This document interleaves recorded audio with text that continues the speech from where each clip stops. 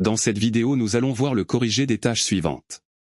Tâche 1. Votre ami veut faire des cours de français dans le centre auquel vous êtes inscrit.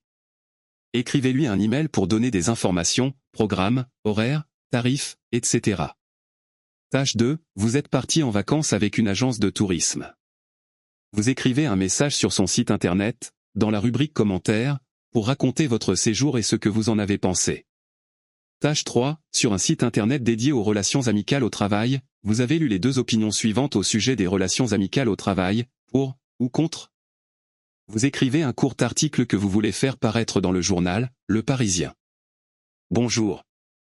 Dans cette vidéo, nous allons vous proposer une ébauche de correction des différentes tâches 1, 2 et 3 de l'épreuve d'expression écrite. Suivez attentivement. Merci de vous abonner, liker et partager. Tâche 1. Votre ami veut faire des cours de français dans le centre auquel vous êtes inscrit.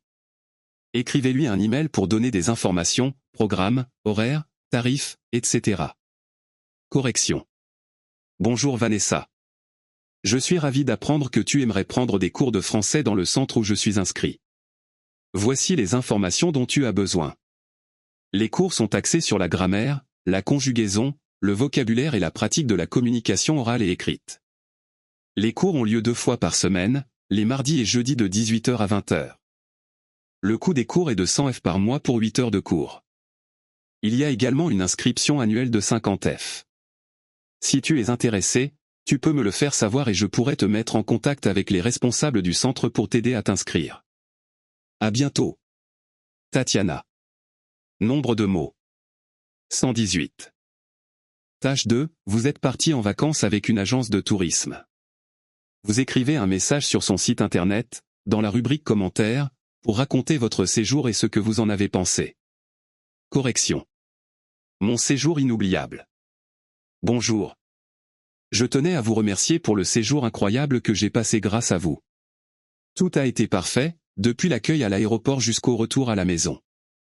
Les activités proposées étaient très intéressantes et variées, j'ai pu découvrir de nouveaux endroits et des cultures différentes. Le personnel a été très professionnel et sympathique, à l'écoute de mes besoins. Les hébergements étaient très confortables, j'ai pu me reposer dans des lieux magnifiques. Les repas étaient délicieux, j'ai pu goûter à de nouvelles spécialités locales. Je n'ai pas vu le temps passer et j'aurais aimé prolonger mon séjour. J'ai déjà recommandé votre agence à mes amis et à ma famille, car je suis convaincu que vous êtes les meilleurs pour organiser des voyages inoubliables. Encore merci pour tout, et j'espère que je pourrai voyager à nouveau avec vous dans le futur. À bientôt. Francis. Nombre de mots. 147.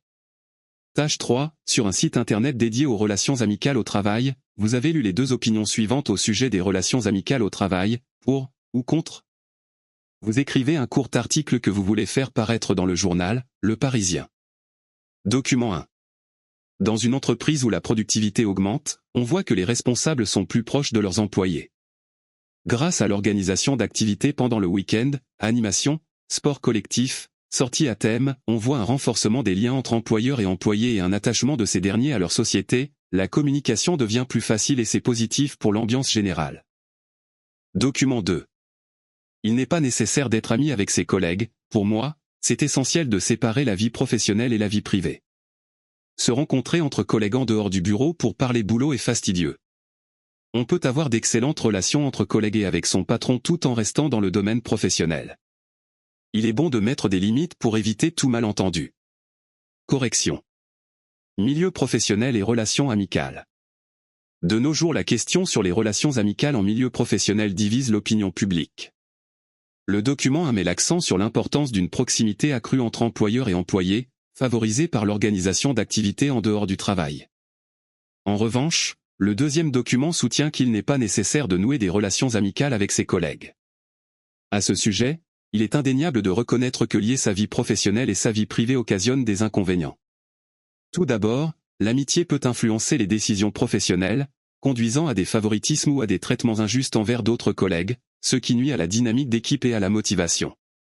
Ensuite, les désaccords ou les problèmes personnels entre amis se répercutent la plupart du temps sur l'environnement de travail, créant des tensions, une mauvaise communication et une détérioration de la collaboration.